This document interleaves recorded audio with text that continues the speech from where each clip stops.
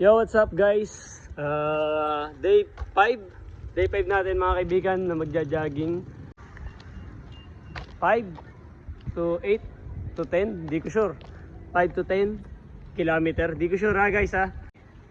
1 hour break lang tayo. Tapos ngayon naulan. Naulan ngayon so di ko alam, tutuloy ko pa to. Pero wala, dito na tayo eh. Ayan oh. Nakabisa tayo eh. Pang jogging na tayo eh. So simulan na natin mga kaibigan. Grabe guys, sarap talaga mag-jogging, no? Makaka-motivate lang talaga mag-jogging since ngayon, napakarami nang nagja-jogging ngayon mga kaibigan, no? Mga running journey nila. Since ako naman, na-experience naman ako sa jogging dati, hindi ko na napagpatuloy talaga. So ngayon natin pagpapatuloy, no? Siyempre naman. Let's go! So 2K warm up tayo mga par.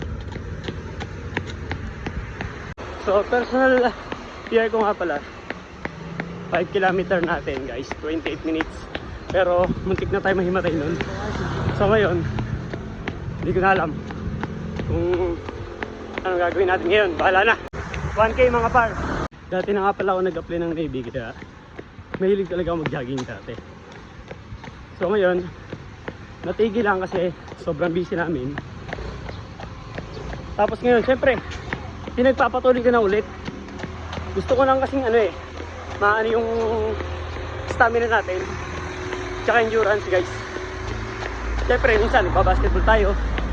So, napapansin ko madali na ako mapagod.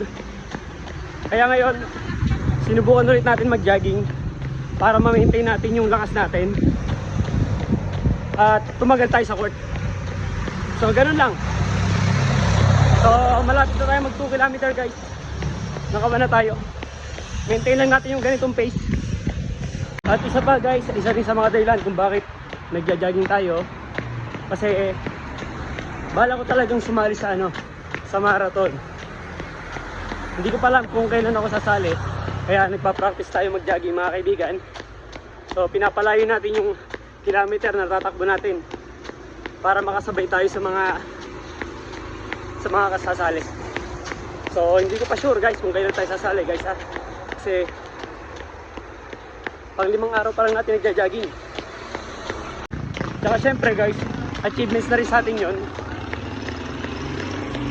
kapag natapos natin isang marathon 42 km 2K guys. 3K na tayo mga par. Let's go. Medyo tumaas yung heart rate natin. Sige, naging 66 ulit. Kanina nasa 90 na to. Kasi medyo mabilis yung pacing natin kanina. So ngayon 82. So medyo nalakas na yung ulan. Pero tuloy lang tayo guys. Hindi natin ito pwedeng ihinto kasi pinagpatuloy na natin eh. So tapusin natin guys. 4K guys. Ayos. 1K pa. 5K done pangapar. Let's go.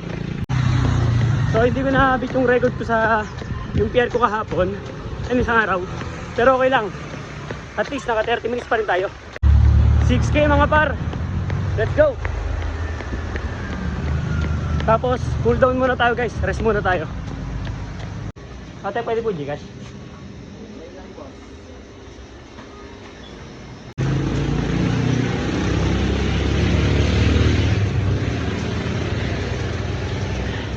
Cool down muna tayo mga para.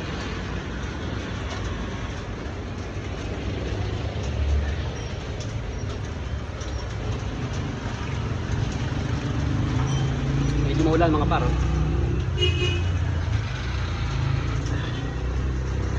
Tapos takbo na ulit tayo guys. Let's go na ulit mga par.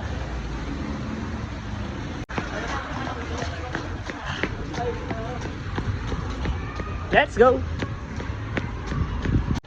7K mga par. Let's go. 500